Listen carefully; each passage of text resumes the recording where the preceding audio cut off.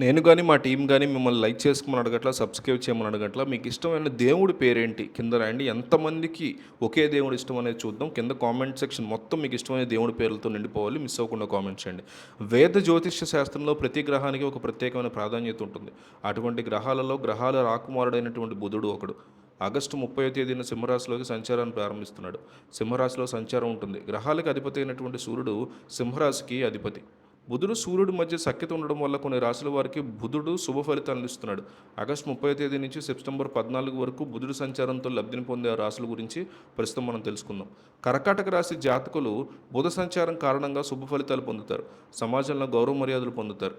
ఈ సమయంలో మీరు ఏ పని చేసినా కలిసి వస్తుంది. వాహనాలు కొనుగోలు చేయడానికి ఇది వారికి చాలా అనుకూలమైన సమయం. ఈ సమయంలో కెరీర్ పురోభివృద్ధి అవకాశాలు ఉంటాయి.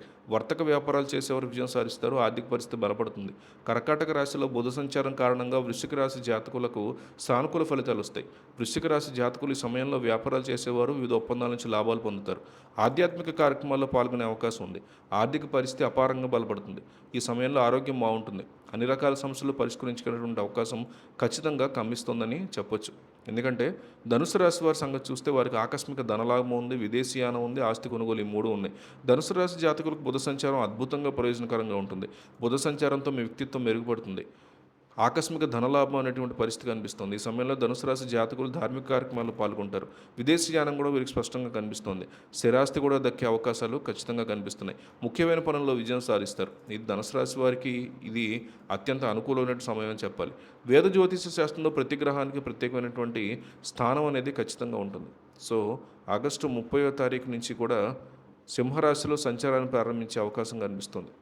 తద్వారా దీనికి సంబంధించినటువంటి పాజిటివిటీ అనేది గ్యారంటీగా మీకు కర్కాటక రాశి, వృశ్చిక రాశి, ధనుసు రాశి వీటి మీద పడుతుంది. ధనుసు రాశి జాతకులకి ఇందాక చెప్పుకున్నట్టుగానే మంచి రోజులు ఖచ్చితంగా వచ్చే అవకాశాలు కనిపిస్తున్నాయి. సో వీలైనంత ఎక్కువగా దేవుడిని నామస్మరణ చేసుకోండి.